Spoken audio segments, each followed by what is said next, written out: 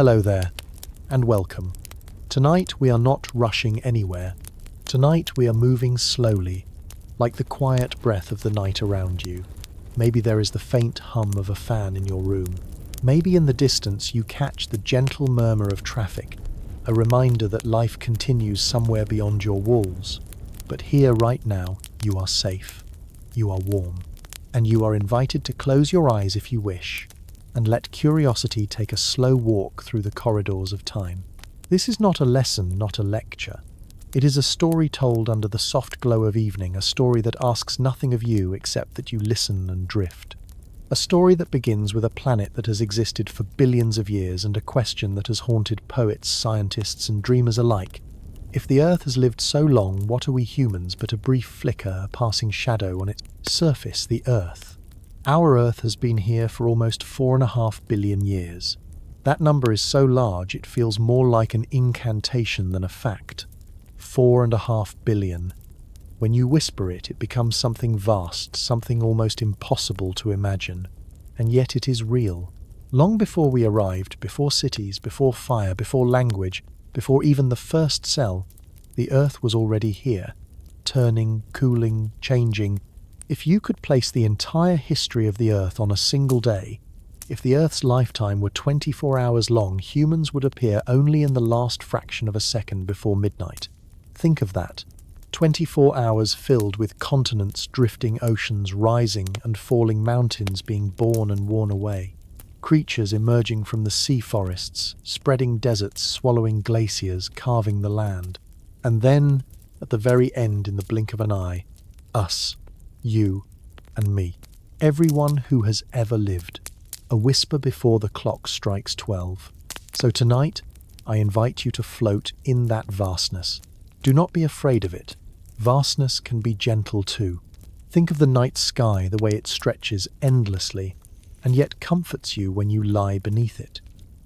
Think of the ocean, the way it roars, and yet soothes you when you hear its waves in the dark. Deep time is like that.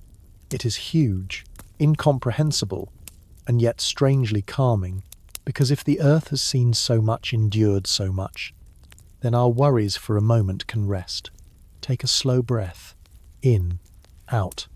Let your shoulders drop. Let your jaw soften. There is nowhere else you need to be. Nothing else you need to do.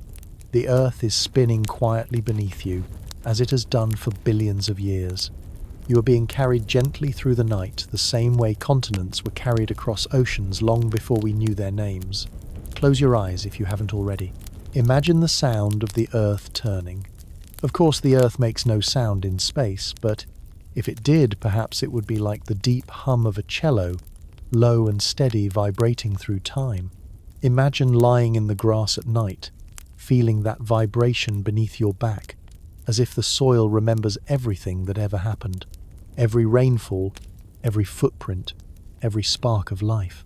And as you rest here in this quiet beginning, know that you are part of this story. Not the whole story, no. Not even most of it, but a part. And sometimes being a part is enough. The oak tree does not need to know the whole forest to stretch its branches. The river does not need to see the sea to keep flowing. And we too do not need to own the Earth's vast past to belong to it. Perhaps you are listening in bed, a blanket pulled close. Perhaps you are in a chair, the dim light of a lamp nearby. Wherever you are, the world outside continues. But in here, within the circle of this story, time has slowed. For the next while, you are allowed to rest in the thought that the Earth has always been here, turning slowly, patiently, and that you are part of its moment. If you like this quiet journey, if it feels like a safe corner where your thoughts can settle, you are welcome to return, to share it, to let others know there is a place where curiosity walks slowly and where questions are left open like windows at night, letting in the cool breeze. But for now, you don't need to do anything. Just breathe. There is a candle flickering in the distance of your mind. Imagine it. Its flame is steady golden, casting soft shadows on the walls of a stone room. The room is silent except for your breath. That flame is Earth itself, burning quietly for billions of years through storms, through extinctions, through ice and fire. And you, for this moment, are sitting beside it, watching, Listen to your own heartbeat. It has a rhythm, a gentle drum that keeps you here now. The earth too has its rhythm. The rhythm of seasons, the rhythm of tides, the rhythm of tectonic plates slowly and visibly shifting. One is fast, one is slow. Both are beautiful. And when you are ready, let your mind drift back to that first question. If the earth has lived for billions of years, and we are only here for a breath, what does that mean? Does it make us small, or does it make us precious? After all, a shooting star lasts only a second, but no one doubts its beauty. A cherry blossom falls within days, and yet whole festivals are held for its brief bloom. Perhaps our brevity is not our weakness. Perhaps it is our gift. The night deepens around you. Shadows grow softer. Your breath is slower now. You are no longer trying to imagine the billions of years. You are simply resting in them like a pebble on the shore of an ancient ocean. The waves are still moving. The earth is still turning, and you are safe. So let this be the beginning of the journey, a gentle beginning. A reminder that you are not the center of the story, but a note in its music, a spark in its fire, a ripple in its endless sea. And sometimes that is all one needs to fall asleep with peace in their heart. Good night. What if? It is a simple phrase, but it carries the weight of entire worlds. What if is how stories begin. What if is how science dares to ask. And tonight, it is how we allow ourselves to wander. What if the earth, this vast sphere of rock and water, this cradle of forests and oceans and clouds, does not revolve around us? Not just in the astronomical sense. We know already that the earth circles the sun. I mean, in the deeper sense. What if the earth story is not about us at all? Imagine this: for billions of years, the earth turned. It rained. It thundered. Volcanoes spewed fire into skies no human eye had ever seen. Rivers carved valleys no human foot had ever crossed. Creatures strange and unimaginable filled the oceans. Entire lineages of life bloomed, thrived, and disappeared. And for all of this, there was no one to write it down. No witness. No storyteller. Just the earth, dreaming its own slow dreams. And then us, a species that arrived in the last breath of the planet's long life, carrying language, memory, and curiosity. We look back and we ask questions. We ask where we came from. We ask why we are here. We ask what it means to last only a moment compared to the mountain ranges, compared to the oceans, compared to the stars. Could it be that we are not the center, but the pause? Not the meaning, but a fleeting note in a much longer song that is the central question of this night. Not to be solved like a riddle, not to be answered with a single truth, but to be lived with, to be carried gently like a stone in your pocket, smooth from years of touch. If the earth has existed for billions of years, and if humans are only here for a blink, then what is our place?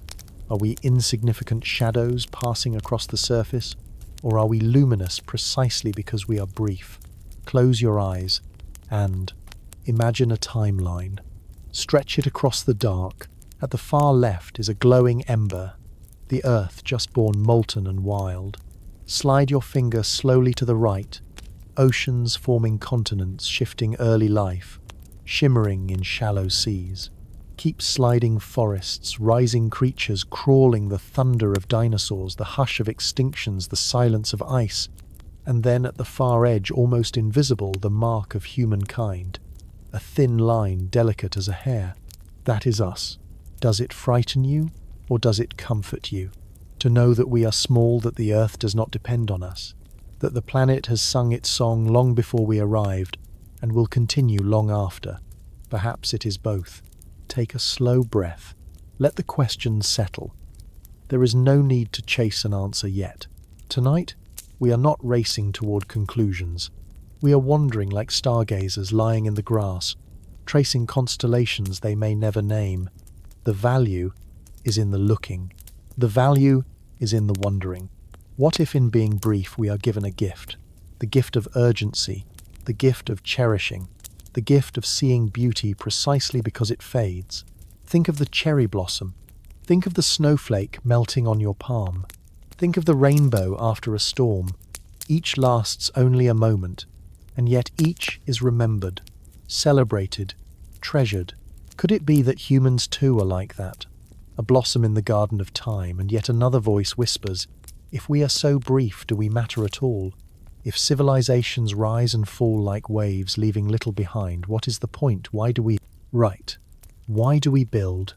Why do we dream if the earth will forget us as easily as it forgot the trilobites, the ammonites, the towering reptiles of the past? These two whispers, the whisper of preciousness and the whisper of insignificance, echo inside the same chamber. They are not enemies, they are companions.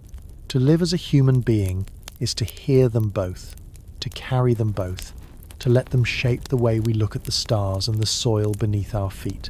So tonight we will not silence either voice. We will let them sing together softly. We will walk the narrow line between them, and perhaps in the balance, we will find peace. Picture yourself standing at the shore of an ancient ocean. The waves lap at your toes. Behind you lies a forest that remembers ages you cannot name. Before you stretches water that has carried creatures across eons. And above you shines a sky, filled with stars that were born billions of years ago. In that place, ask yourself again, what if? What if you are not small? What if you are not great? What if you are simply here? Let the question float like a lantern across the water. Let it drift out to sea. You do not need to catch it. You do not need to answer it. Just watch it glow, then fade into the horizon, because this is not about answers. It is about resting inside the mystery. It is about surrendering the need to know everything and allowing yourself to be held by the vastness instead. And so the central question remains like a gentle refrain. If the earth has lived for billions of years and we are only a breath, what does that mean for us? For now, that is enough. To hold the question, to breathe with it, to let it guide us into the deeper chambers of time where myth and science, philosophy and dream all converge. Good night. And let the question linger in your heart, like the low hum of the earth itself. It's a simple question, but take a moment to notice. Maybe you are lying in bed, the blanket tucked close your pillow, cradling your head. Maybe you are sitting in a chair, a soft lamp beside you, casting a warm pool of light. Or perhaps you are stretched out on a couch, the quiet of the night pressing gently against your windows. Wherever you are, let yourself feel the space around you. Notice the temperature of the air. Notice the way your body rests on the surface beneath it. Notice how your breath moves in and out without effort. You don't need to change anything. You don't need to do anything. Simply being here is enough. The earth outside is vast, carrying mountains, forests, and oceans. But in this moment, your world is smaller, gentler, a room, a chair, a bed, and that is all you need. As you listen, I invite you to find a comfortable position. Maybe shift slightly, adjust the blanket, or let your shoulders sink a little deeper. If your hands are holding something, your phone, your headphones, let them rest lightly. Nothing has to be tense tonight. Nothing has to be hurried. There's a rhythm already inside you. Your heartbeat, your breath. Both have been with you since before you can remember, steady companions through every day, every night. Feel them now. A slow inhale, a softer exhale, a heartbeat low and steady like a drum in the distance. And as you notice these things, ask yourself, where are you listening from? Not just the physical place, though, that matters too, but the moment. Are you listening at midnight when the house is quiet and everyone else has gone to sleep? Are you listening in the early morning when the sky is pale and the birds have not yet sung? Or maybe you are listening in the middle of the day, carving out a pocket of stillness in a busy world. Wherever, whenever, it is welcome. You are welcome. Think for a moment of the millions of other people who look up at the same sky you do. Some live on the other side of the earth where day is bright, while it is night for you. Some live closer, their clocks ticking in rhythm with yours, and each one of them in their own quiet moment feels the same heartbeat, the same breath, the same longing for rest. You are not alone in this. You are part of something wide and human, something that stretches across continents and oceans. If you wish, you can even whisper where you are from. Whisper it into the night, a name of a city, a village, a country. The sound may vanish into the air, but the earth hears it. The walls around you hear it. You yourself hear it, and that is enough. Take another breath slower this time. Imagine that the air you breathe is ancient, recycled countless times through forests, oceans, even through the lungs of creatures long gone. The oxygen in your blood may once have been part of a leaf in a prehistoric jungle. The carbon in your body may once have been part of a star. You are connected through every breath to a chain of being that stretches far beyond your own story. And yet here you are in this particular room, in this particular moment, listening to a story. Isn't that remarkable? Of all the vastness, here you are. If this space feels gentle to you, if it gives you a sense of calm, you are welcome to return. You are welcome to share it, to invite someone else to find their own moment of stillness here. This is not a demand. This is not a task. It is simply an invitation, like leaving a light on in a window for a friend passing by in the night. So, as you rest, allow yourself to imagine others resting too. Someone on the other side of the planet lying in bed listening to these same words. Someone just down the street nodding slowly as they breathe in rhythm with you.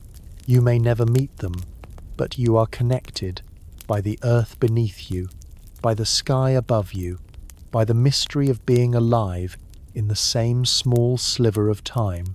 Feel your body once more. Notice your feet, your legs, your arms. Notice how they grow heavier, as if gravity itself is a blanket tucking you into the earth's embrace. Notice how your eyelids soften, how the muscles of your face let go. Every part of you is being given permission to rest. If you drift, that's all right.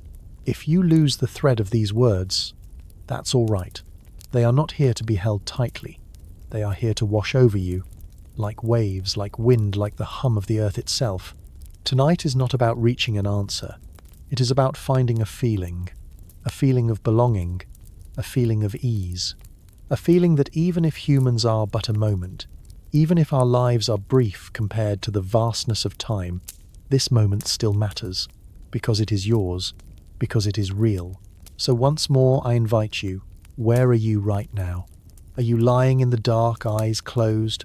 Are you listening with your head leaned back, drifting towards sleep? Are you still awake, letting the words echo softly before you surrender wherever you are? It is enough. And if you find comfort here, if you find a corner of peace, you are welcome to return. You are welcome to linger. You are welcome to share. For tonight, though, simply be, breathe, rest, and let the earth with its billions of years hold you in its quiet turning.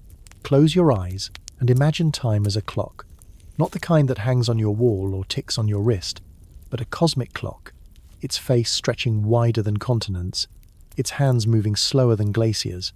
The numbers around its circle are not hours, but ages, billions of years carved into stone and sky. On this clock the earth is ancient. It began when the first spark of rock and fire condensed from dust that once swirled around the newborn Sunday.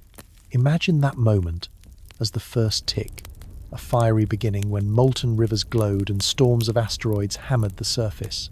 That tick was 4.5 billion years ago. Now imagine the hand moving forward. Slowly, slowly. Whole oceans formed while the hand barely moved at all. Continents rose and drifted like rafts across molten seas. Volcanoes breathed smoke into the sky. And still the hand crept on so slowly, you would need 1,000 lifetimes just to see it move a fraction. If the entire lifetime of Earth were compressed into a single day, just 24 hours, then everything we know about human history would appear only in the last instant before midnight. Not even a second. Less than the blink of an eye. The pyramids, the empires, the stories of kings and queens, even the invention of fire, all of it crowded into that vanishing sliver. Think of it: 23 hours, 59 minutes, and 59 seconds filled with forests. No human ever walked through skies. No human ever saw oceans alive with creatures. No human ever named. Dinosaurs roared and vanished. Ice sheets spread and melted. Coral reefs bloomed and crumbled. Civilizations had not yet been dreamed of. And then almost at the very end we appear. A cosmic clock tells us two things at once: that we are small and that we are part of something enormous. Take a slow breath. Feel your lungs fill and empty. That single breath from beginning to end is like the span of humanity compared to the Earth's long day. A single inhale and exhale inside a storm that has been moving for billions of years. Does that thought make you uneasy? Or does it make you lighter, as if your worries can float away on the scale of it all? Look at the second hand of a normal clock. Watch how quickly it moves. Each tick is a moment of your life, swift, fleeting. Now imagine the hour hand crawling forward, almost unnoticed. That is how mountains live. That is how oceans breathe. That is how planets turn. Different rhythms, all part of the same song. We often think of time as rushing us forward, pushing us toward endings. But deep time is different. Deep time is patient. Deep time stretches like a river across a desert, slowly carrying everything in its path. To stand in deep time is to remember that not everything is urgent. Not everything must be finished today. The earth itself teaches us slowness. Picture this. You are standing at the edge of a canyon. Its walls are painted with layers of red and gold, each stripe a memory of a different world. One layer formed when the land was ocean, another formed when the ocean dried into desert, another when forests spread and left behind seams of coal. You run your hand along the rock and you are touching millions of years at once. That is the clock made visible. That is deep time etched in stone. Now, shift the image. Imagine a spiral staircase winding upward into the dark. Each step is a million years. You climb slowly, step by step, your hand brushing the cool rail. With each turn of the spiral, you are moving across epochs, the rise of life, the spread of plants, the march of ice. Climb high enough, and you reach the present moment, just one step at the very top where we stand together. The staircase below you is vast, but also solid. It holds you. And what about the stars? They too are part of the cosmic clock. Some of the light you see tonight began its journey before there were humans to receive it. A star's lifetime makes even the Earth seem young. Some burn for millions of years, some for billions before collapsing in silence. To look at the night sky is to read the clock in reverse, to see the past arriving at your eyes as light. Let the thoughts soothe you. You are carried within time, not outside it. You don't have to hold it, you don't have to measure it. The clock is always turning and you are simply here for a moment, breathing, listening, alive. Take another breath. In, out. Imagine each inhale as an era of growth, each exhale as an era of rest. Inhale forests, rising animals, spreading life, diversifying. Exhale glaciers, moving rivers, carving silence, returning. A rhythm not of panic but of patience. Sometimes people fear insignificance when they think of deep time. But what if insignificance is not the lesson? What if the lesson is belonging? You belong to this vast clock. You are one of its seconds, yes, but also part of its face, part of its turning. Your heartbeat is a miniature clock, echoing the great rhythm of Earth. And so as you drift here, let the idea of deep time cradle you. Let it remind you that there is no need to rush, that mountains do not hurry to grow, rivers do not hurry to reach the sea, and yet they arrive all the same. That the Earth itself has been patient for billions of years and will be patient still. Tonight you are safe inside that patience. You are allowed to slow down. You are allowed to close your eyes and let the cosmic clock tick softly in the background, steady and sure. Midnight will come. But before it does, we have this moment together, a moment stretched across deep time, a moment that is both fleeting and eternal. Before there were mountains, before there were oceans, before there was even the comfort of air to breathe, there was only dust. Not the dust that gathers on your bookshelf or swirls in the golden light of your room. Cosmic dust. Ancient drifting grains of matter, left over from stars that had lived and died long before. Close your eyes and imagine that dust. Imagine it spread across a newborn solar system, each particle glinting faintly in the light of a young Sunday. At first it was chaos, swirls and eddies, storms of stone and gas. And then slowly, as if guided by invisible hands, the dust began to gather. Tiny grains clung to one another. They grew into pebbles, pebbles into rocks, rocks into bodies the size of mountains, and through countless collisions through fire and pressure, one of those bodies grew larger than the rest. That body would become our Earth. At the beginning, the Earth was not gentle. It was a sphere of molten fire, glowing like a candle newly lit. Volcanoes burst without end. The sky was thick with ash, so heavy that no starlight pierced it. Asteroids struck again and again, each impact a drumbeat in the planet's violent birth. The ground bubbled. The seas had not yet formed. It was a world still dreaming of what it might become. And yet inside that fire, a miracle was unfolding. The heavy elements sank deep into the core where they churned and spun, creating the molten heart that still beats within the Earth today. Above that, heart-lighter rocks floated upward, cooling, slowly forming the first crust, fragile as thin ice. Think of it an infant planet wrapping itself in its first blanket of stone. As time passed, millions of years, then hundreds of millions, the fury began to soften. Rain fell. For the first time, the sky opened and water poured down, filling the scars of craters gathering into valleys. The oceans were born.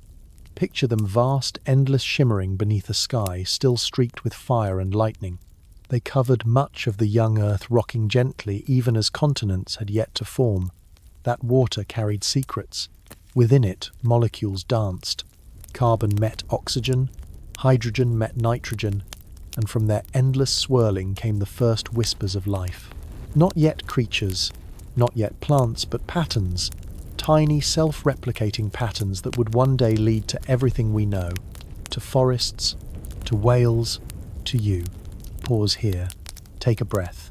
Imagine that each inhale is the fire of the young Earth, and each exhale is the rain that cooled it. Fire and water creation and calm, a rhythm older than memory. Scientists call these beginnings the Hadean Eon, named after Hades, the underworld, and indeed the Earth then might have seemed like a place of shadows and flame. But even in that underworld, the seeds of paradise were hidden. The very chaos that seemed destructive was also the crucible of life. Think of a blacksmith hammering iron. Each strike seems violent, but the blows shape the metal, give it form, give it strength. The early Earth was like that. Each collision, each eruption, each storm of lightning forged the conditions for what would come. And yet no human eye ever saw it. No witness stood on those shores of lava. The story comes to us through rocks, through the memory of minerals, through whispers carried in crystals older than any tree or bone. When geologists study them, they are not just measuring, they are listening like archaeologists of time to a story that the Earth itself still tells. Perhaps you feel small when you think of this. But remember, the atoms in your body were there. The iron in your blood was forged in stars before Earth was born. The calcium in your bones was shaped in those same collisions. You are not separate from this fiery beginning, you are its continuation. So when you touch your hand to your chest and feel the warmth of your skin, know that it is the warmth of ancient fire carried across billions of years. When you breathe, know that the oxygen was first freed by oceans long ago, when the world was still young. You are made of the Earth's first dreams. Take another breath. Let that thought settle like ash falling quietly on cooling ground. And now imagine the sky clearing, the first blue stretching across the horizon, the sun shining more gently, oceans shimmering under light that had once been obscured, continents slowly drifting like rafts of stone. The Earth, once so violent, now beginning to settle into rhythms, tides, winds, seasons. The planet was ready for life to emerge. It had taken billions of years to prepare the stage, to gather the dust, to temper the fire, to summon the rain. And in that vast patience, something tender began the first spark of biology. Small, fragile, and yet unstoppable. This is the foundation of our story. Not just of humans, but of everything. The forests, the rivers, the animals, the whispers of breath in your chest. They all trace back to those ancient collisions, that cosmic dust, that molten fire. So when you feel the ground beneath you, remember that it is old. Older than mountains, older than rivers, older than memory. And yet it holds you gently like a parent holds a child.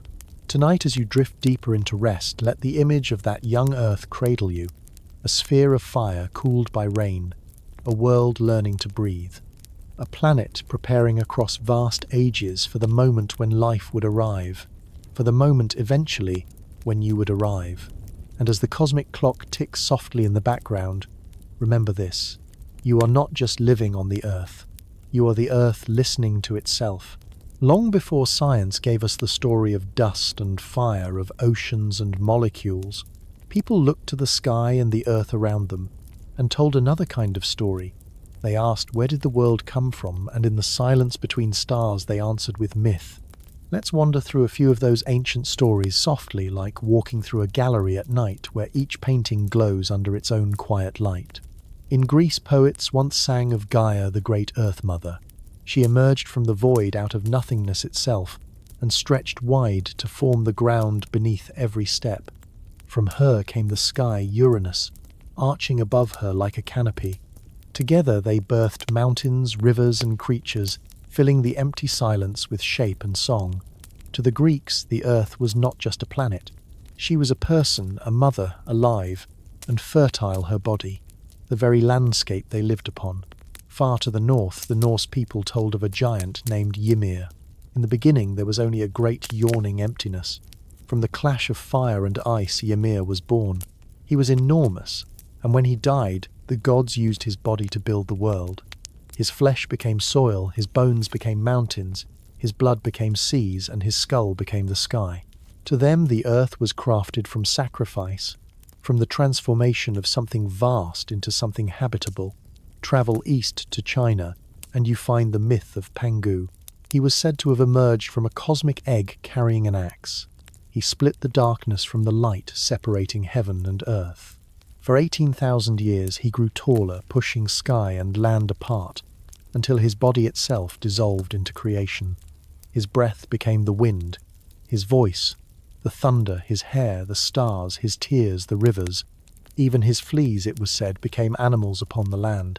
Across oceans, the Haudenosaunee people of North America told of Sky Woman who fell from the heavens into a world of endless water. She was carried by animals upon their backs, until a turtle offered his shell as a place for her to land. She scattered seeds, and from her hands grew plants and trees. Turtle Island, as the land was called, became the home of all people. In this story, creation was not fire or violence, but kindness, cooperation, the shared effort of creatures to welcome life. And in West Africa, among the Yoruba, there is the story of Obatala, who descended from the sky with a shell filled with sand and a chicken. He poured the sand onto the endless waters, and the chicken scratched and spread it, creating land. Slowly hills and valleys formed, and the first humans followed. Here the earth was not born in a single instant, but patiently shaped grain by grain, gesture by gesture. Each of these myths is different, yet all are alike in one way. They remind us that people have always needed a story to hold the vastness. When the earth seemed too immense, too mysterious, myth gave it a face, a body, a voice. Pause for a moment. Let yourself feel what it means that so many cultures across continents and centuries dreamed of the same thing: beginnings. They longed to understand where the ground beneath their feet came from and why the sky arched above them.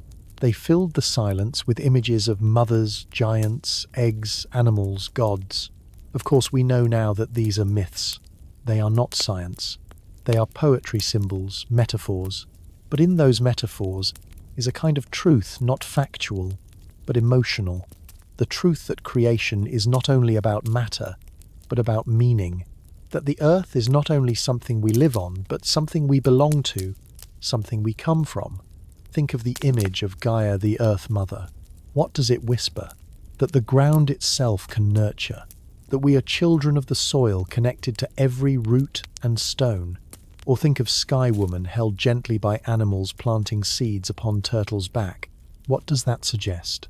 That cooperation, kindness, and balance are woven into the very fabric of existence.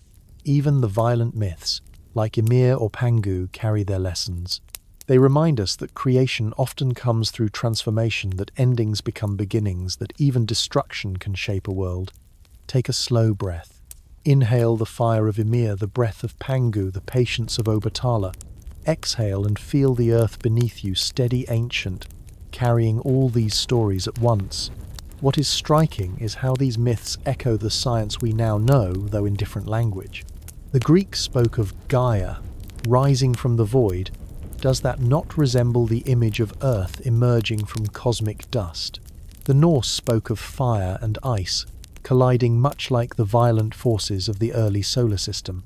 The Haudenosaunee spoke of seeds carried by Skywoman, much as scientists speak of molecules carried by comets or lightning strikes into primordial oceans. Different tongues, different symbols, but always the same longing to understand. And so myth and science are not enemies. They are companions. One speaks in metaphor, the other in measurement. One sings, the other calculates. Both, however, are reaching toward the same horizon, the mystery of how something came from nothing. As you drift tonight, you can hold both. You can let Gaia cradle you while remembering molten fire. You can see Sky Woman planting seeds while knowing rain filled the oceans. You can picture Pangu's breath in the wind, while hearing in your own breath the ancient rhythm of Earth. Because the purpose of these myths was never to be exact. Their purpose was to comfort, to explain, to remind us that the ground is holy, the sky is alive, and we belong to it all. So close your eyes. Imagine all those storytellers across time, a Greek poet by a fire, a Norse elder in a hall, a Haudenosaunee grandmother speaking by lamplight, a Yoruba priest beneath the trees, each telling a child or a community how the world began, each voice gentle in the dark, each story a candle against the vast unknown. And now their voices are with you, softly, whispering across centuries, reminding you that you are not the first to wonder, not the first to dream. The Earth's beginning has always been a lullaby, sung in many tongues, and tonight it is being sung to you. Good night. Imagine unrolling the scroll of Earth's history, long and heavy, stretching farther than your eyes can see. On that scroll are painted whole worlds, forests, seas, deserts, creatures strange and magnificent, that rose and faded long before we arrived. Tonight, let us walk slowly through some of those eras, as if wandering through a vast museum whose halls are carved from stone and silence. The first hall is the Cambrian, some 540 million years ago. Step inside, and you find yourself underwater.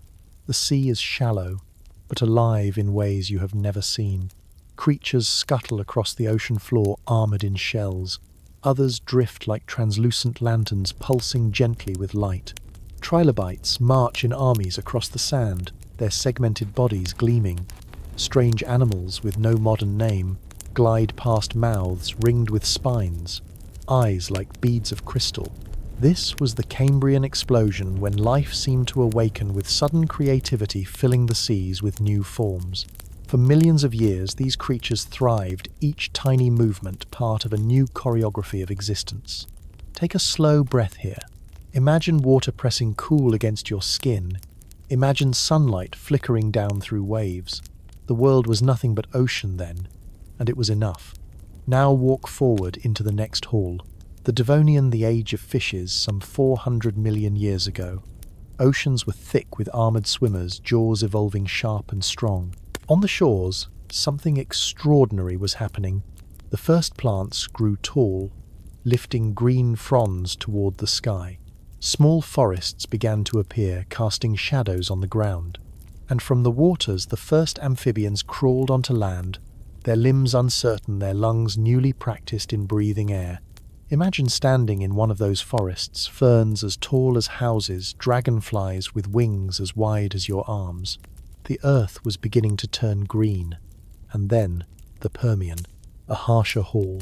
About 250 million years ago, the continents were joined in one vast landmass, Pangaea. The air was dry, the seasons extreme. Reptiles stalked across deserts, some small, some enormous. Forests of conifers clung to river valleys. Life was abundant, and yet toward the end of this era a silence fell. Volcanoes erupted for centuries, filling the sky with ash choking the oceans. More than 90% of species vanished.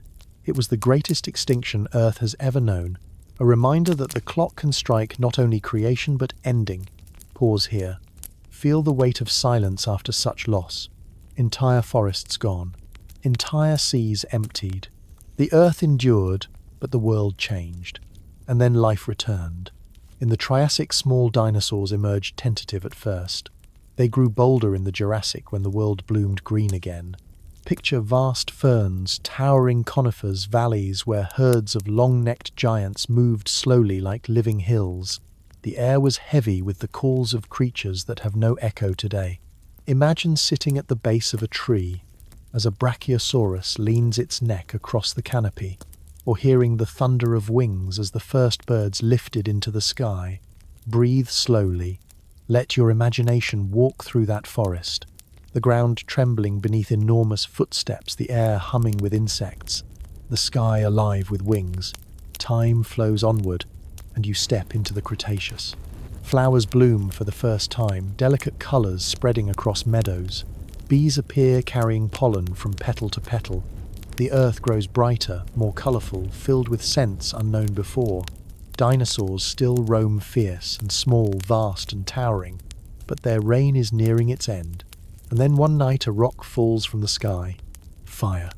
Darkness. Another great ending. The dinosaurs vanish, leaving space for something new. And in the quiet, after small mammals emerge, they creep, they climb, they spread. Forests change again. Mountains rise, seas retreat, climates shift. Millions of years unfold slow as the turning of pages in a book, until at last, in the most recent fraction of time, our ancestors stand upright, carve tools, light fires, speak words, until at last we arrive. Each hall in this museum of ages is immense. Each could have been a whole eternity in itself, and yet to the earth they are just chapters written, read, turned. Think of it, whole forests rising and falling before humans even existed. Whole oceans filling with life, then emptying again. Entire dynasties of creatures thriving, then disappearing. Compared to that, our cities, our histories, even our longest empires are the briefest of notes. Does that make you feel small, perhaps? But it may also make you feel carried, because in each of those eras, life found a way to continue. Through fire, through ice, through silence and loss, life endured. And here you are, listening, breathing, alive. Another chapter, another form.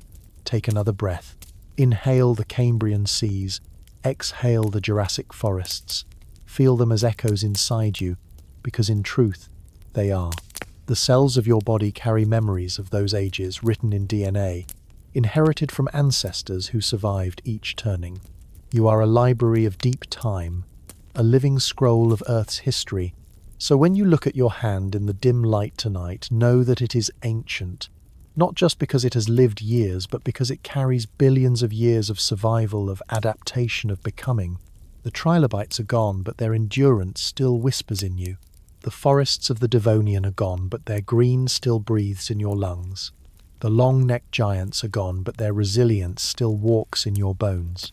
This is the lesson of the great eras, that nothing lasts forever, but nothing is wasted. Each age gives way to another. Each extinction opens space for something new. And in that cycle, fleeting though we are, we belong. As you drift deeper into rest, let these halls surround you. The oceanic shimmer of Cambrian seas, the towering ferns of the Devonian, the arid winds of the Permian, the thunder of Jurassic forests, the bloom of Cretaceous flowers, all of it flowing behind you like a dream. The scroll of Earth is long, but tonight you have walked a little way upon it. Tomorrow the clock will turn again, and you will still be here carried within it, a small but luminous moment in the song of time. Good night. Time. It is the one thing we cannot touch, yet it touches everything. When you close your eyes, you cannot hold time in your hands, but you can feel it flowing through you, heartbeat by heartbeat, breath by breath. Each inhale is a beginning, each exhale is an ending, and between the two a whole world is lived. The Earth's time is vast. It stretches across billions of years. Our time, by comparison, is brief, measured in decades, sometimes in a century if we are lucky. And so we ask, what does it mean to live inside such a difference of scale? Does the shortness of life make it less meaningful, or does it make it more precious? Philosophers across ages have wrestled with these questions. Some saw time as a river always flowing, impossible to step into twice in the same way. Others saw it as a circle repeating endlessly, each life a season returning again. and still others believe time was an arrow once loosed. It flies forward and never comes back. Pause for a moment. Which of these feels true to you? Do you feel your life as a current pulling you onward, or as cycles, sunrises and sunsets, winters and springs that return again and again in the silence of night? Both can feel true. Time pulls us forward. Children grow faces, age stories unfold, and yet time also circles, morning follows, night blossoms return. Each year the moon waxes and wanes, forward and circular arrow and wheel. But always time reminds us of our finiteness. It reminds us that everything we love and everything we are will pass. That thought can sting. It can bring a heaviness to the heart, yet it also opens a door to tenderness. For what is tenderness if not the awareness that something is fragile, fleeting, and therefore must be cherished? Imagine holding a cup of tea in your hands. The warmth will not last forever, but it is precisely because it will cool that you draw it close, sip slowly, savor it. In the same way, life itself is precious because it will not last. Take a slow breath. Let it in. Let it go. That breath is gone now, never to return, and yet in its passing it gave you life. That is the paradox of time. Each moment is lost, the instant it is lived, and yet each moment is the only place where life truly happens. Philosophy of time asks us to live in that paradox, not to escape it, not to fight it, but to rest within it. To know that even as we are small compared to mountains and stars, our experience is vast within itself. Think of a child's laughter. It lasts seconds, but it can echo in memory for a lifetime. Think of a sunset. The sky glows only for a short while, yet it can fill the heart with awe that lingers forever. Small in duration, infinite in meaning. Perhaps this is what it means to be human, to live in smallness, but to seek infinity in feeling. Consider also how time shapes us inwardly.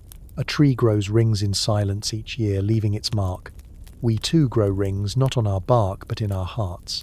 The joys, the losses, the quiet days, the turning of seasons, they layer within us, shaping who we are. Every wrinkle on a face is not only age, it is history. Every scar is not only injury, it is story. And then there is memory, our way of stretching time. We carry the past within us. We revisit it in dreams, in whispers, in photographs. Memory lets us step back, if not into the same river, then at least into its echo. And through memory we keep those we love alive, even when they are gone. What about the future? It too is a part of philosophy of time. We live in anticipation, in hope, in fear. Tomorrow does not exist yet, but we already feel it. That is the human gift, to stand not only in the present, but also in imagination, looking back, looking forward, holding more than the moment itself. But philosophy also reminds us that all we truly have is now. This breath, this heartbeat, this listening. Right now you are alive, and that is enough. The past is memory, the future is possibility, but the present is reality. Take another breath. Feel it anchor you, right here, right now. That is the doorway into peace. And yet there is one more question. If the earth will continue for billions of years after us, if mountains will rise and fall without remembering our names, then why does our time matter at all? Perhaps because meaning is not given by eternity. Meaning is given by attention, by presence, by love. The mountain does not need to remember you. The ocean does not need to carry your name. It is enough that you lived, that you loved, that you felt the wonder of being here. That is your eternity, written not in stone but in the quiet of the heart. Close your eyes. Imagine time as a candle. Its flame burns small and steady. Eventually it will go out. But while it burns, it gives warmth, it gives light. Is it less beautiful because it ends? Or is it more beautiful because it is finite? The philosophers whisper, do not fear the end. Let it teach you to cherish the middle. And so tonight, let time cradle you. Let it remind you that you are both small and infinite, that you are fleeting and eternal, that you are, in this moment, a spark of consciousness looking out into billions of years, and that is extraordinary. Good night. Where were you the last time you felt completely still? Maybe it was a rainy afternoon when drops slid down the window and tapped against the glass like soft fingers. Maybe it was late at night when the refrigerator hummed in the kitchen steady and low and you lay in bed, listening to it as if it were a lullaby. Maybe it was under the pale light of the moon shadows stretching across your floor, a quiet glow that asked nothing of you but to notice. These moments are small, they are ordinary, and yet they are the places where time feels different. The world continues outside, cars move, clocks tick, storms gather, but in that stillness you feel a pause in which you can breathe without hurry. Close your eyes now if you haven't already. Picture the most ordinary detail in your room, the curve of a chair, the pattern of fabric on a curtain, the faint reflection of light on a wall. Notice how when you pay attention it becomes more than ordinary. It becomes a reminder that you are here, that you are alive, that even the smallest details belong to you in this moment. Sometimes when we think about the Earth's billions of years, we feel distant from it, too small, too brief. But when you sit with a cup of tea, feeling its warmth seep into your palms, you are touching the same Earth. When you breathe and feel the cool air enter your chest, you are breathing the same atmosphere that once cooled ancient forests, that once touched the wings of dinosaurs, that once drifted across oceans no human ever saw. The grand scale is inside the intimate. The cosmic is hidden inside the ordinary. Think about the sound of rain again. Each drop is fleeting, it falls, it vanishes. But together they shape rivers, carve valleys, feed forests. Your own life is like that. A single moment may feel small, but it adds to something vast. The story of you, the story of those you love, the story of humanity itself. Perhaps you remember a night when you walked outside and the air smelled of earth after rain. That smell, the damp soil, the green leaves, comes from molecules released by living things, by microbes and roots. It is ancient chemistry happening again and again, reminding you that life has always been here, repeating itself in cycles of renewal. In noticing it, you become part of that rhythm. Take a slow breath. Inhale, exhale. Let yourself remember a time when you laughed so hard your stomach ached, or a time when you cried quietly in the dark, or a time when you simply lay still listening. All of these are layers within you. They are your own geology, your personal strata of memory. And when you think of them, does it not feel as though your life is both fleeting and infinite? Fleeting because each moment is gone once lived. Infinite because you carry it within you, and it shapes the person you are. The refrigerator hums, the rain falls, the moon glows. These are not dramatic events, yet they stay. Why? Because they are invitations. Invitations to slow down, to realize that significance does not always come from grand gestures. Sometimes it comes from silence. Imagine now that you are standing in your own kitchen at night. The light above the stove is dim golden. Outside the world is dark. You hear the steady tick of a clock. You pour a glass of water and for a moment you pause. The glass feels cool in your hand. The water reflects the small circle of light above you. In that pause, the whole universe exists. Time is vast, yes, but so is this moment. Perhaps you can recall sitting beside someone you love, saying nothing at all, only sharing space. No words were needed. The connection was enough. In such moments, the billions of years of Earth seem to fold inward to become a single breath, a single heartbeat. Personal reflection is not separate from cosmic reflection. They are mirrors of each other. The vastness of time teaches us humility. The smallness of our moments teaches us tenderness. Together they form a balance, awe on one side, intimacy on the other. So I invite you now to remember your own quiet detail. It could be the sound of your pet breathing softly nearby. It could be the way a candle flickers on your desk. It could be the coolness of sheets against your skin. Let that detail become your anchor tonight. A reminder that the cosmos is not only out there, but right here in the gentle ordinary of your life. Take another breath. Let your shoulders sink deeper. Let your jaw soften. If tears come, let them come. If a smile comes, let it rise. Both belong. Both are part of your human story. When philosophers ask, what does it mean to be brief compared to the Earth's age? You can answer not with theory but with experience. It means holding a memory of rain. It means laughing with a friend. It means resting under the glow of a moon that has watched countless generations. It means being here now noticing, and in noticing you honor time itself. So, as you drift further into stillness, let your mind settle on one personal memory that feels both small and infinite. Maybe it's a summer afternoon from childhood. Maybe it's the voice of someone who once sang you to sleep. Maybe it's tonight, this very moment, listening to these words. Hold it gently like a pebble in your hand. Feel its weight. Feel its smoothness. Then let it go. Let it fall into the river of time, knowing it will remain with you, even as it drifts away. Good night. Not everyone is comforted by the thought of deep time. Not everyone feels peace when told that humans are but a flicker in the Earth's long story. Some hear these words and feel unease. Some hear them and feel small in a way that is not gentle but lonely. Perhaps you have felt that too. Perhaps when you hear that the Earth will outlast us by billions of years, your chest tightens. Perhaps when you think of stars burning long before and long after your life, you wonder, what is the point of my days, my struggles, my hopes if they vanish so quickly? It is an honest question. And tonight we must let that voice speak. There is a voice that says, humans are the center. It whispers that without us the world would be meaningless. That it is our eyes that give the sky its beauty, our minds that give the stars their story, our words that give the earth its memory. Without us, who would notice the blossom, the rainbow, the sunset? Without us, would it matter at all? There is another voice that says, if nothing lasts, then nothing matters. Why love, if love will fade? Why build, if buildings will crumble? Why dream, if the dream will dissolve in the silence of centuries? This voice does not speak in anger. It speaks in sorrow, in longing for permanence.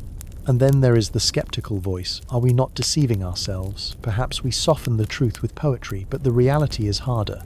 We live, we die, and the earth forgets us.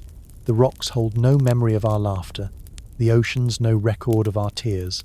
To think otherwise may feel like comfort, but not like truth. Let each of these voices be heard. Let them sit beside you in the quiet of night. Imagine them as companions, not enemies. Each voice holds a question you may have asked yourself alone in the dark. Take a breath here. In, out. Let your body soften even as the questions remain. The voice that insists humans are the center may remind you of how natural it is to place yourself at the heart of the story. We see the world through our own eyes, after all. It feels as if the sun rises for us, as if the stars shine for us. That is not arrogance, it is intimacy. It is the closeness of being alive. The voice that wonders whether fleetingness makes life meaningless is also understandable. Permanence is something we crave. We want our love to last forever, our names to echo, our works to remain. To know that they may not can hurt, and it is all right to feel that hurt. And the skeptical voice, the one that questions whether we dress up emptiness with metaphor, that voice too deserves its place. For doubt is part of wisdom. Doubt keeps us honest, keeps us searching. Without it, wonder would drift too easily into illusion. So tonight we do not silence these voices. We do not argue them into quiet. Instead, we hold them gently like stones in the palm. Heavy, yes. Rough, perhaps. But real. What if meaning does not need to be permanent? What if meaning is like music, beautiful precisely because it lasts only as long as it is played? A song fades, but while it is heard, it moves us. No one says the song is meaningless because it ends. Could it be the same with our lives? What if the earth does not need to remember us because we are the ones who remember? The rocks may not hold our laughter, but we do. The oceans may not keep our tears, but those who love us do. Meaning, then, is not written in stone. It is written in hearts. And what if being the center is not necessary? The blossom does not need us to bloom. The rainbow does not need us to shine. Yet when we see them, we join their beauty. We are participants, not owners. Witnesses, not rulers. To witness is also to belong. These are not answers meant to silence the doubts. They are companions for the doubts. For every voice of sorrow, there is a voice of tenderness. For every whisper of insignificance, there is a whisper of wonder. Both can exist together side by side, like the inhale and the exhale. Close your eyes now. Picture a long table in a quiet hall. Around it sit these voices: hope, fear, doubt, wonder. Each has a place. Each has a candle before it. The candles flicker their light, mingling in the air. None of them burns alone. Together they create the glow that surrounds you. This is what it means to live with questions, to let them share the same room, to understand that doubt is not the opposite of meaning but part of its making. Take another breath. In, out. Notice how your chest rises and falls. Notice how even now you are alive. That simple fact does not erase the doubts, but it grounds them. You are here, and that is enough. So tonight, as you drift towards sleep, allow the voices of doubt to soften. Not because they are wrong, but because they too are part of the human song. In their questions, they honor the mystery. In their unease, they reveal the depth of our longing. And in their presence, we are reminded to wonder is to live. Good night. Close your eyes now. Imagine yourself standing on a shore of sand, so fine it slips like water through your fingers. But this is no ordinary shore. Each grain beneath your feet is not just a speck of rock, it is a fragment of time. Every grain is an age, an era, a story the earth has lived. And tonight, gently, slowly, you will walk across them. The air around you is still. You hear only the hush of waves, soft and steady, as if the ocean itself is breathing with you. Inhale, exhale. The sound matches your rhythm. Above the sky is twilight not bound to any single moment in history. It glows with a soft, endless light, as if it holds all sunsets and dawns at once. Take a step. The sand shifts under you. The first grains are warm, and suddenly you feel the Cambrian seas rise around your ankles. Look down, and the water is alive. Trilobites, scuttling jelly-like creatures, pulsing forms both alien and strangely familiar. You reach out, and one drifts past your hand like a lantern made of glass. The air smells of salt, sharp and clean. You breathe it in, then let it go. Another step. The sand cools. The air thickens with green. Now you are in the Devonian, the age of fishes. Ferns as tall as houses sway beside you. The trunks are damp with moss. Insects buzz their wings, shimmering like stained glass. A dragonfly as wide as your arm glides past, silent, majestic. You place your hand on a tree, and the bark feels wet alive with growth. Somewhere in the distance, you hear the faint croak of an amphibian taking its first breath of air. Walk on. The light grows dimmer, redder. The land stretches wide and dry, the Permian. You feel the heat of sun-baked stone beneath your feet. The air tastes dusty, metallic. Reptiles move across the sand, their tails dragging, leaving trails that vanish in the wind. But then silence, an eerie stillness, as if life itself has paused. You know this is the edge of extinction, the great dying, when most voices of earth fell quiet. You stop for a moment, bow your head, honor the silence. Then you breathe again and move forward. The ground trembles under your next step. A forest rises around you, the Jurassic. Towering trees reach toward the sky and shadows fall across your shoulders. Suddenly, the air vibrates with sound, the bellow of a dinosaur, deep and thunderous. You look up and a long-necked giant stretches across the canopy leaves, rustling as it eats. Birds wheel above, their cries sharp. The scent of resin drifts from the trees, sticky and sweet. For a moment you are small in a world immense, yet the immensity feels protective, not threatening. Another step. The air grows fragrant. Flowers bloom across a meadow, the Cretaceous. Colour spreads everywhere, yellows, purples, reds. Bees hum lazily among the blossoms. The sunlight is softer here, golden. You reach out and a petal brushes your fingertips, delicate as silk. For the first time you taste nectar in the air, sweet and new. But then far away the sky flashes. You know what is coming. A fireball, an ending. You feel the ground shudder. You close your eyes, breathe deeply, and let the meadow fade. When you open them again, the world has changed. The flowers remain, but dinosaurs are gone. Small mammals scurry in the underbrush. The forest feels quieter, gentler. You hear the chirp of birds, the rustle of leaves, the faint trickle of a stream. The air is cooler. The earth is resting, preparing for something new. Step once more, and the world grows familiar. You see grasslands rolling, herds of animals grazing. You see early humans tending fires, shaping tools, painting caves with ochre hands. You hear voices, soft, musical, telling stories to one another. Their language is not yours, but their laughter island. And in that laughter you recognize yourself. Take another breath. The journey has brought you here to the thin sliver of time that is humanity. All those eras beneath your feet, all those grains of sand, billions of years carried you to this moment. You stand now at the edge of midnight, aware of how brief, how luminous your own existence island. But before the journey ends, pause. Feel the sand again under your toes. Each grain is a story. Each grain is a memory. And as you walk, you are not separate from them. You are woven into them. The wind brushes your face. It smells of salt, of moss, of resin, of flowers all at once. Because here in imagination time folds together. Past and present mingle. You are walking not through history, but through memory, through dream, through the earth's own breath. Look up. The sky above is wide, filled with stars. But these stars do not belong to one age. They are all the stars from all the ages shining together.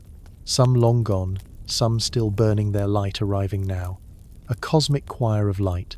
And as you stand beneath them, you realize you are not just walking across time. Time is walking through you. Every cell in your body carries echoes of these eras.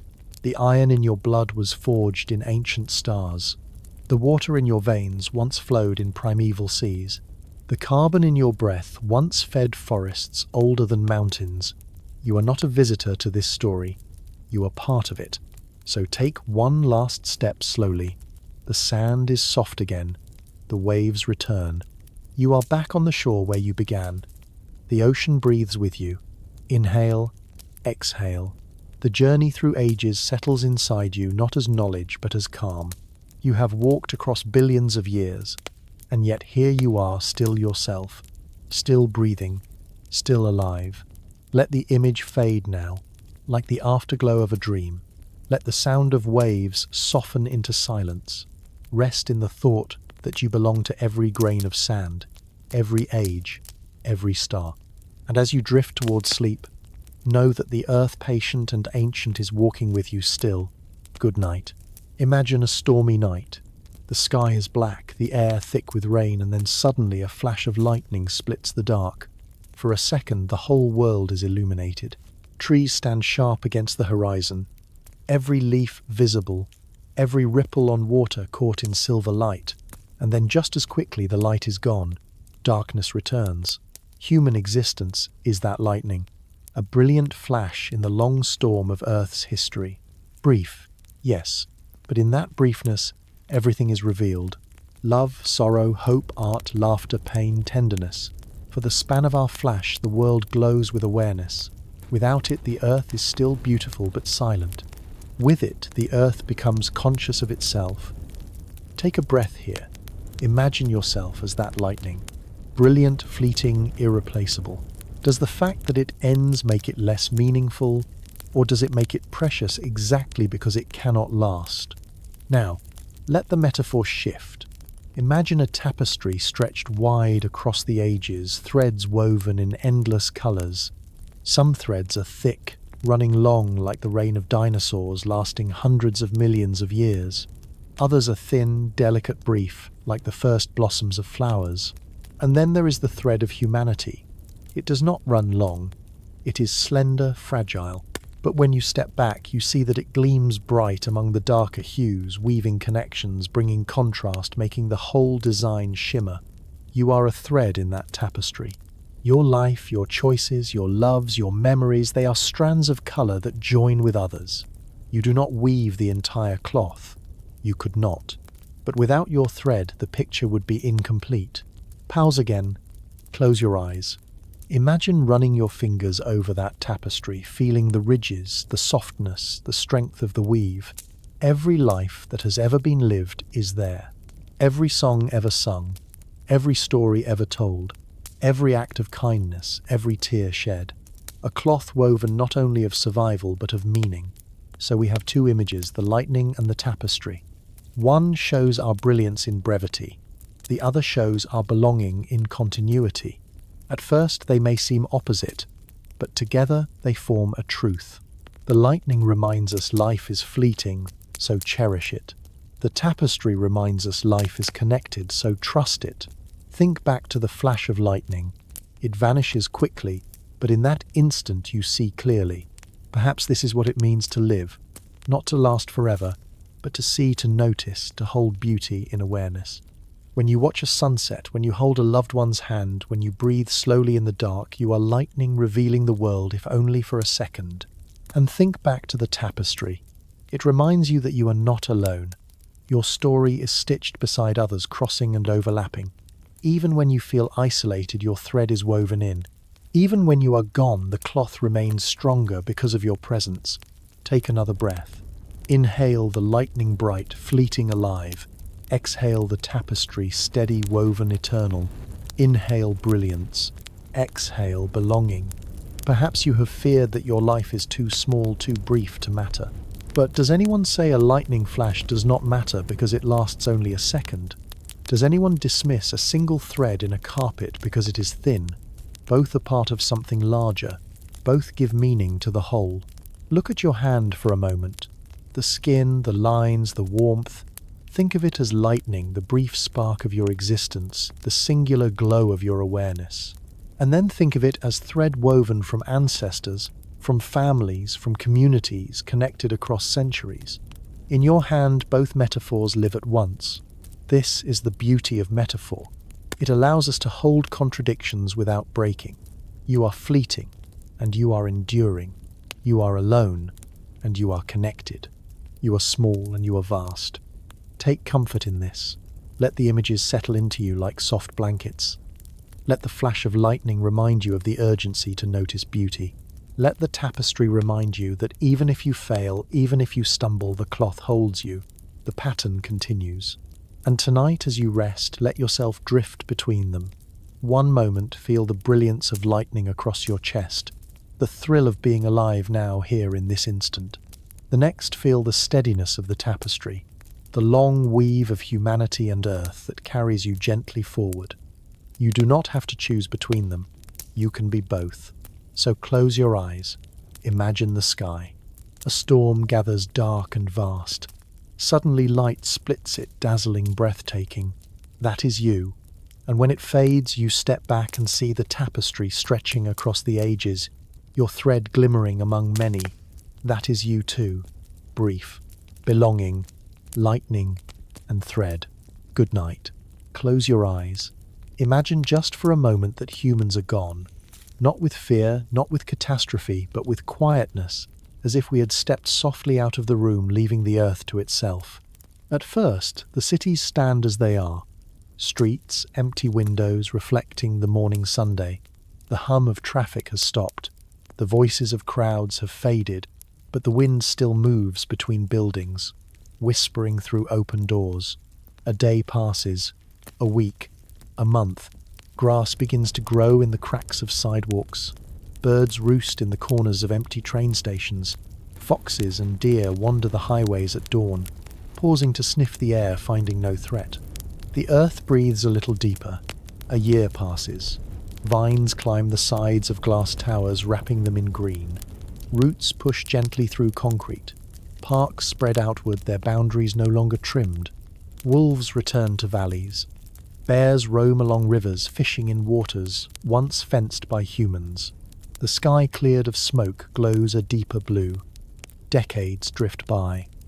The roofs of houses sag beneath the weight of rain and snow. Windows shatter, and ivy spills inside. Owls nest in bedrooms. Ferns spread across kitchen floors. In libraries, books crumble into dust pages, curling, ink fading. But the stories, though unread, return quietly to the soil. Take a slow breath. Inhale the scent of rain on stone. Exhale the memory of leaves rustling through open windows. 100 years. Forests grow thick across suburbs. Roots crack through asphalt, lifting it like broken puzzle pieces. Rivers shift their courses, swallowing bridges, carving new channels. Coral reefs flourish without anchors or nets. Whales sing without the thunder of ships to drown them. Night skies blaze with stars sharper and brighter without artificial light. 1,000 years. Cities are no longer cities. Their skeletons rise like cliffs draped in moss and waterfalls. Skyscrapers crumble into hills of stone. Roads disappear beneath meadows of wildflowers. The desert sands cover what was once steel. Jungles reclaim the equator. Ice breathes again at the poles. Pause here. Let yourself imagine standing in the middle of such a place. The ruins of what was once human-made lie quiet, softened by nature. Around you trees sway, birds call. The air is cool, fragrant with pine or salt or rain. It is not desolation, it is renewal. 10,000 years. The earth has nearly forgotten us. A few carvings remain, perhaps etched into mountains, perhaps deep in caves hidden from wind and rain. But most of what we built has dissolved into soil and sea. The planet has healed its scars. Life continues as it always has, reshaping, rebalancing, creating. And yet our presence was not meaningless.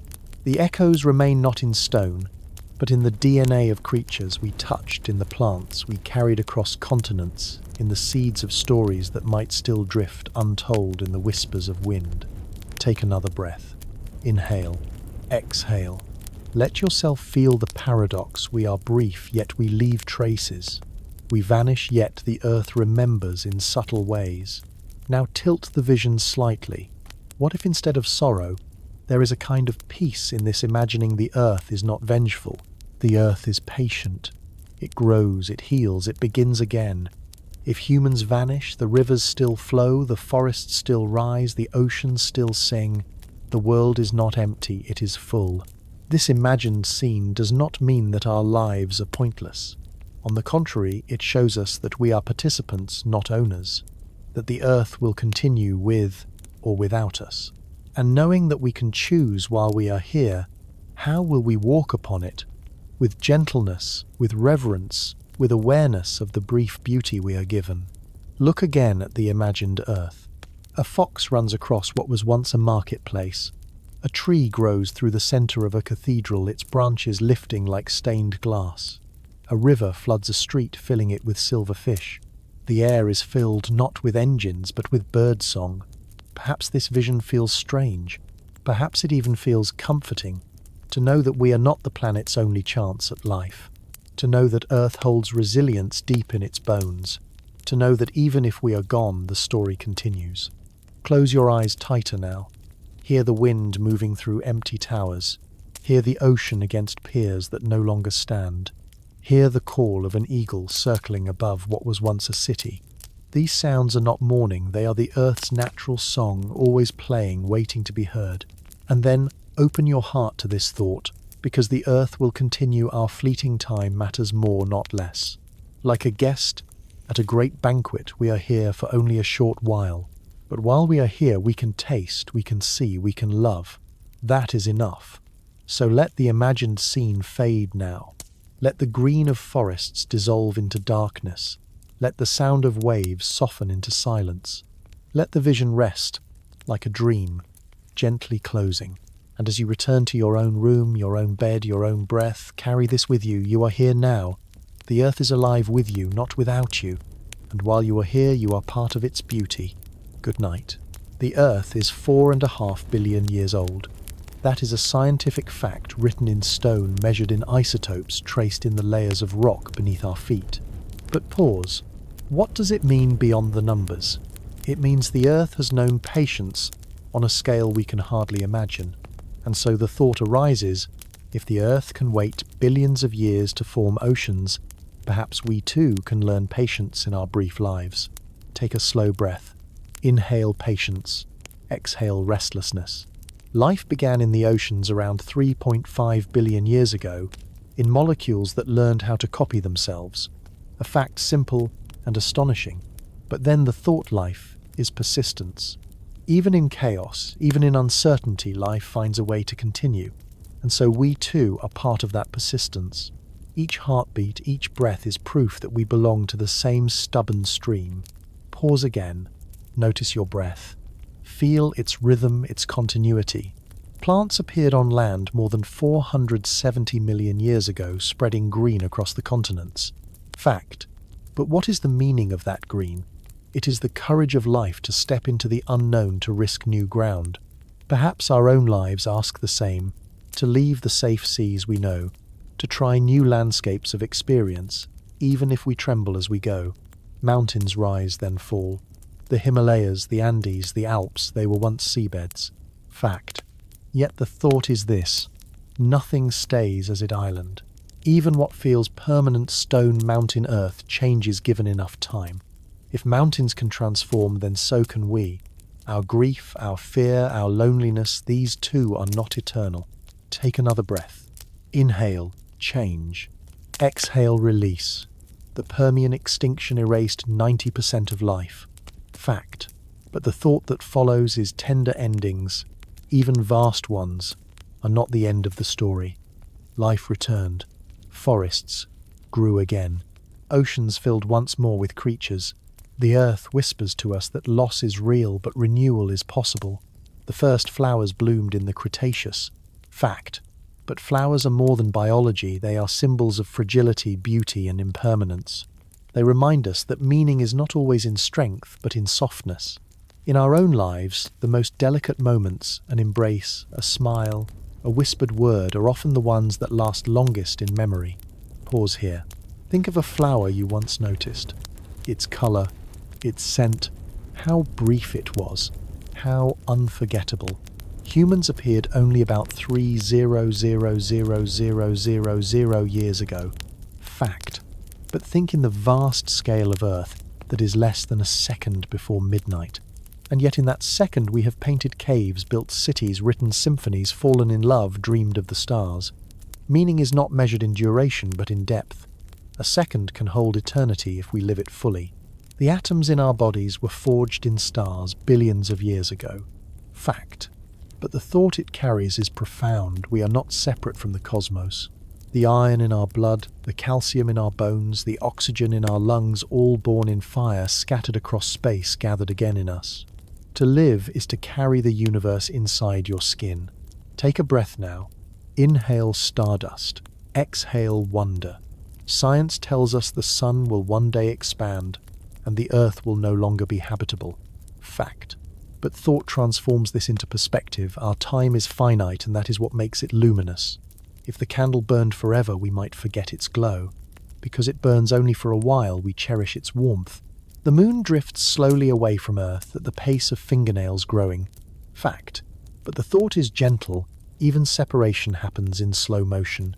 Change need not be sudden. It can be soft, gradual, almost invisible, like two friends drifting apart over years, like the tide pulling gently from shore. And in that softness there is kindness. Pause again. Feel the space around you. Feel the slowness of change. The human heart beats about 3 billion times in an average life. Fact. But thought reminds us each beat is a gift. Each one a note in the symphony of being. None lasts forever. Yet together, they compose the music of a lifetime. Science gives us the facts. Philosophy gives us the meanings. Together they weave a pattern, patient, persistent, fragile, strong, finite, infinite. As you lie here tonight, listening, breathing, you are part of both. You are the lightning flash of humanity and the thread in the tapestry of Earth. You are fact and thought, science and philosophy woven together. So rest now. Let facts ground you. Let meaning soften you. And let the rhythm of breath remind you that you are both small and vast, fleeting and eternal all at once. Good night. Let us pause. Not to think, not to reason, just to breathe. The journey so far has taken us across billions of years, through fire and ocean, myth and science, extinction and renewal. The mind has travelled far. Now the body asks for rest. So let us slow the pace. Inhale, gently, as if drawing in not only air but quiet. Feel the coolness touch. Your nostrils spread into your lungs. Expand the chest. Hold it for a moment, like holding a small bird in the palm, tender. Careful, not tight. Then exhale. Slowly, softly, like releasing that bird back into the air. Again, inhale, exhale. Nothing else is needed. Notice how the earth supports you. Beneath the floor, beneath the soil, beneath layers of stone, the planet itself holds your weight. You are not falling, not drifting, you are cradled. Gravity is not a chain. Gravity is an embrace. Let that thought settle. The earth is holding you the way a mother holds a child, steady and certain. Now bring your awareness to your toes. Imagine them sinking into warm sand, each grain adjusting to your shape. Your feet are heavy, grounded, safe. The sand is time itself, billions of years beneath you, carrying you with patience. Move upward. Your legs? Let them soften. Imagine them as roots extending quietly into the soil. Each breath feeds them with stillness. Each exhale anchors them deeper. You are not separate from the ground, you are part of it. Your hands. Open the fingers slightly. Imagine them as petals at dusk, closing gently, ready for night. They do not grasp. They do not hold. They simply rest beautiful in their stillness. Your face. Unclench the jaw. Soften the brow. Let the eyelids grow heavy as if dusted with moonlight. Feel the weight of day leaving you like a cloak sliding from your shoulders. Now notice the rhythm inside you. Your heart. It beats steady, patient. In its quiet drum, you can almost hear the echo of the earth's own rhythm. The tides moving, the winds circling, the slow pull of tectonic plates. You are not separate. You are in tune. Take a deeper breath now. Inhale. Feel the chest widen. Exhale. Feel the body sink. Imagine lying by the ocean. Waves arrive. Reach your toes, then retreat. Arrive, retreat. Each inhale is a wave touching you. Each exhale, a wave returning home. Endless, timeless, patient. Inhale, exhale. The ocean of breath. Now imagine lying in a meadow. Grass bends in the breeze. Each inhale is the wind brushing your cheek. Each exhale is the grass sighing back to stillness. The air is fragrant with soil flowers Sunday. You are part of the meadow's breathing, part of its long exhale into evening. Inhale, exhale. The meadow of breath. Imagine standing in a forest. Pines rise above you, silent, tall. Each inhale is the scent of resin and moss. Each exhale is mist, leaving your lips mingling with the forest air. Birds hush for the night. The earth itself is breathing with you. Inhale, exhale, the forest of breath. You see, breathing is not just biology, it is a mirror. Each breath is creation and release, beginning and ending. The earth does it, the stars do it, you do it. Now let us count together. Inhale on 1, exhale on 2, inhale on 3, exhale on 4, continue to 10. If you lose count, begin again gently without judgment. This is not a test, this is a rhythm. Pause, rest in the silence after the 10th breath. Notice the stillness. Notice how time seems slower now, how the room itself feels softer. If thoughts come, let them drift past like clouds in a vast sky. You do not need to chase them. You do not need to hold them. Watch them pass, then return to the rhythm. Your body grows heavier, yet your mind feels lighter. Heavier into the bed, lighter into the sky. Anchored and free both at once. Imagine that every inhale gathers something ancient, the patience of mountains, the glow of stars, the calm of oceans. Imagine that every exhale releases what you no longer need, the rush, the noise, the weight of worry. Inhale mountains, exhale burden. Inhale stars, exhale fear. Inhale oceans, exhale noise. You are exchanging with the world constantly. The oxygen in your lungs comes from trees. The carbon you release feeds the roots. Breath is relationship. Breath is belonging. And notice this. The breath you take tonight may one day move through forests, through rivers, through the lungs of another being. You are part of a cycle that has no end. So when you breathe now, you breathe with the whole earth. Inhale, exhale, stay here. Let the rhythm cradle you. Each breath is a lullaby. Each pause between breaths is a doorway into rest. You may feel yourself drifting towards sleep, the words blurring, the images softening. That is all right. You are safe to drift. The earth continues to turn. The stars continue to shine. The air continues to flow. And you continue to breathe. Nothing else is needed. Good night. We have wandered far together, through fire and dust, through oceans and forests, through myths whispered in temples and facts etched in stone. We have listened to the voices of science and the voices of doubt. We have imagined lightning flashes and woven tapestries. We have walked shores made of time itself, and we have rested in silence, listening to the tide of breath. Now, let us gather these threads, not to tie them into a final knot, but to hold them softly in our hands, as if they were strands of silk glowing faintly in moonlight. The first thread, science. It has told us the earth is ancient billions of years. It has shown us the halls of ages, from Cambrian seas to Jurassic forests, from extinctions to blooms of flowers.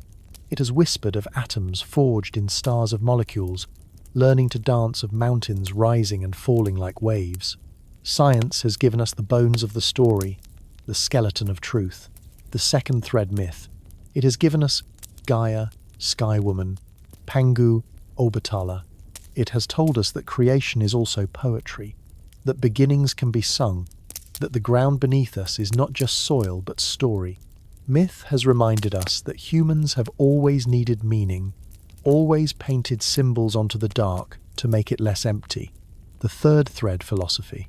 It has asked, if we are brief, what does that mean? It has reminded us that brevity can be beauty, that fragility can be preciousness, that endings can deepen tenderness. It has given us metaphors, lightning tapestry candle, that help us live with the questions, not against them. And then the fourth thread, imagination. We have walked through ages, stood in forests of dinosaurs, sat in empty cities reclaimed by moss. Imagination has let us step outside ourselves to wander through what was, what might be, what may never be, and yet still carries truth. Finally, the fifth thread, breath. Inhale, exhale. The most intimate rhythm linking us to oceans and forests, to stars and tides. Breath has been our reminder that the vastness of time is not only out there, it is also in here, inside the chest, inside the lungs, inside the heartbeat. Pause, picture these 5 threads in your hand. Science, myth, philosophy, imagination, breath. 5 colors, 5 textures. Woven together, they form something soft, something strong. And what does this weaving tell us? That the earth is both ancient and immediate, both impersonal and tender. That we are small compared to its vast story and yet luminous in our briefness. That doubt is not the end of wonder, but part of it. That even if humans vanish, the earth continues, and even if the earth forgets us, we have lived, and that is meaning enough. Take another breath. Inhale. Exhale. Feel the synthesis settle, not as conclusion, but as calm. Think of the lightning flash. Think of the tapestry. Both are true. Think of Gaia and molecules, both true in different tongues. Think of your breath, and the breath of forests, both part of the same rhythm. This is the harmony, science and story, fact and feeling, briefness and eternity. Not one against the other, but side by side, like waves lapping against shore. Perhaps the deepest truth is this: you do not have to choose. You can belong to both. You can live in fact and in poetry. You can honor the billions of years and still cherish the single moment. You can be fleeting and infinite at once. Let that bring you comfort. You are not required to solve the paradox. You are only invited to rest in it. Picture yourself standing at twilight. The horizon glows faintly. In your left hand you hold a stone heavy shaped by time. In your right hand you hold a flower fragile, alive for only a season. Both belong to the earth. Both are real. Both are gifts. So too is your life. Pause again. Listen inward. Your heartbeat. Your breath. These are your threads in the tapestry, your lightning in the storm. And though they will pass, they are not meaningless. They are part of the whole. The soft synthesis of all we have heard is not an answer. It is a melody, low and steady humming in the background of your night. It says, live gently, notice beauty, breathe deeply, and know you are part of something vast. Now let the threads fade into darkness. Let them rest. You do not need to hold them tightly. They will remain woven into you. Inhale, exhale, and drift carried by the earth's patience into whatever dream awaits.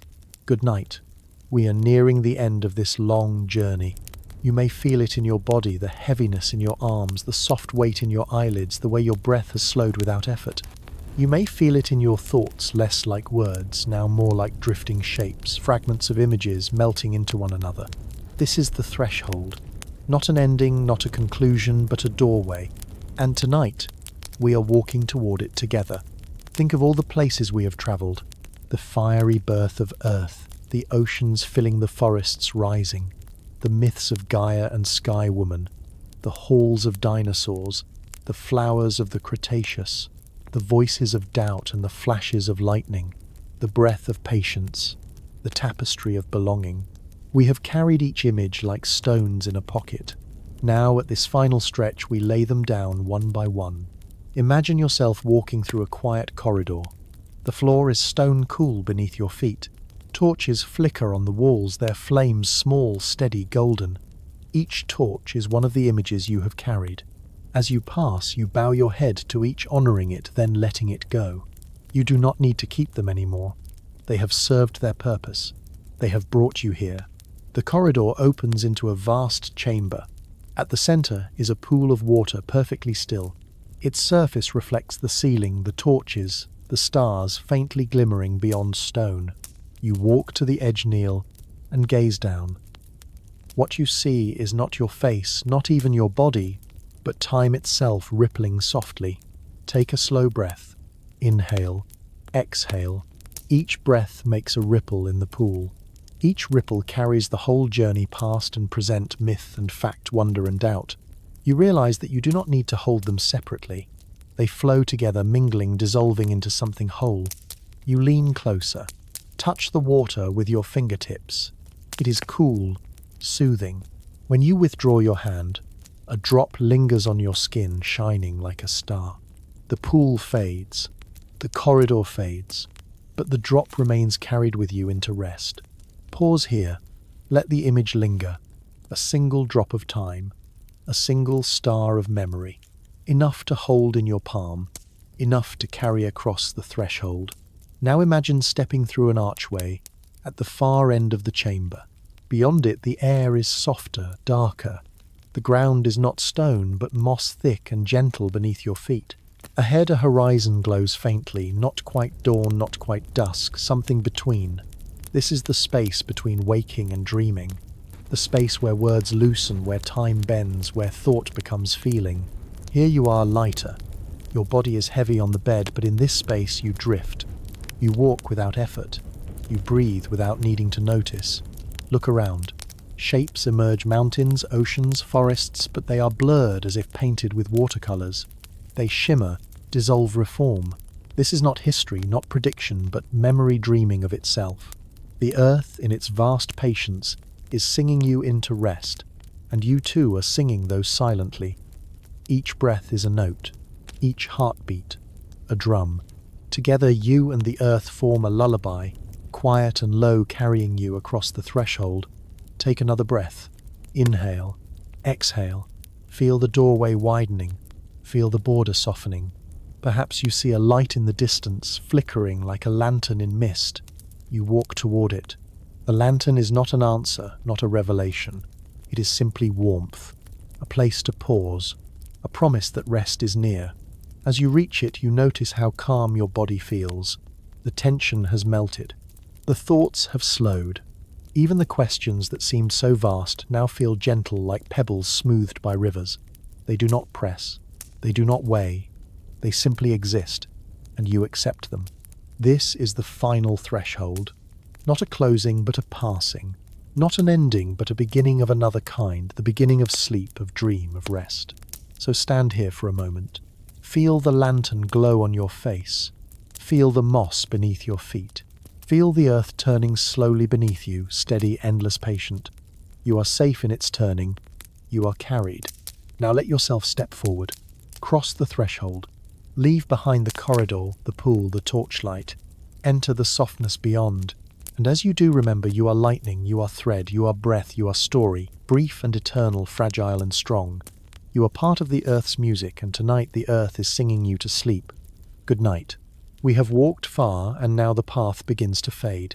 The torchlight grows dim, the corridor has ended, and you stand once more in silence. A silence that is not empty but full of echoes from the journey. Do you remember the first question we asked together? If the earth has lived for billions of years, and if humanity is only a fleeting breath upon its surface, what does that mean? That question remains. It has travelled with us like a companion. We did not try to defeat it. We did not try to trap it in a single answer. Instead, we carried it like a lantern across the dark. Some voices have whispered that it means we are small, that we are only a flicker in a story too vast to notice us, that the mountains and the seas, the stars and the galaxies are indifferent to our days.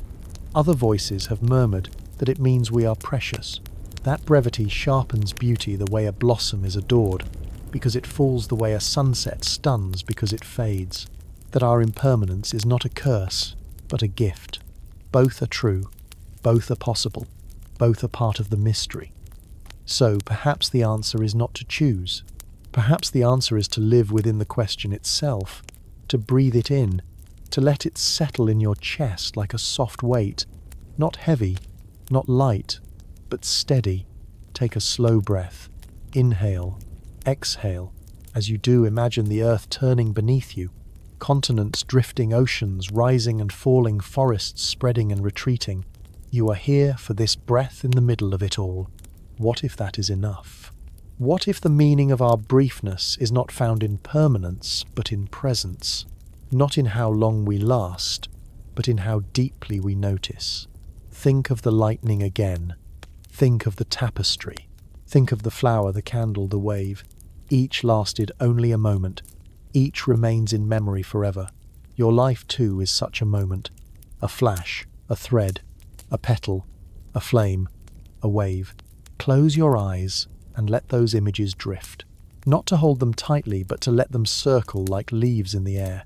They remind you that meaning does not need to be fixed. It can float. It can shift. It can shimmer. Now imagine yourself standing at the edge of a horizon. The sky before you glows, but you do not know if it is dawn or dusk. Perhaps both. The colours are soft violet, rose gold. You cannot tell whether the day is beginning or ending, and maybe it does not matter. Both are beautiful. Both are thresholds. Both are times of wonder. That is what the question is like. Not an answer, but a horizon. Always there. Always glowing. Pause here. Breathe again. Feel your chest rise. Feel it fall. Let the question live in that rhythm. Inhale smallness. Exhale preciousness. Inhale fleeting. Exhale eternal. Back and forth, like the tide. Do not try to capture it. Let it carry you. And as you rest, know this, you are part of the earth's story, but the earth is also part of yours. When you walk under trees, you carry their breath inside your lungs. When you look at stars, you carry their fire in your blood. When you close your eyes, you carry the memory of oceans older than mountains. The story of Earth is not only outside you, it is within you. So, what does it mean that we are here for such a short while? Perhaps it means nothing. Perhaps it means everything. Perhaps the question itself is the answer, and the act of wondering is what makes us human. Let that thought soothe you, not disturb you. You do not need certainty tonight. You need only the comfort of knowing you belong to the mystery. Now let the horizon fade into darkness. Let the sky close. Let the question dim, not as something solved, but as something resting. Take one last breath with me. Inhale. Exhale. The earth turns. The stars shine. Time flows. And you, brief luminous, are part of it. That is enough.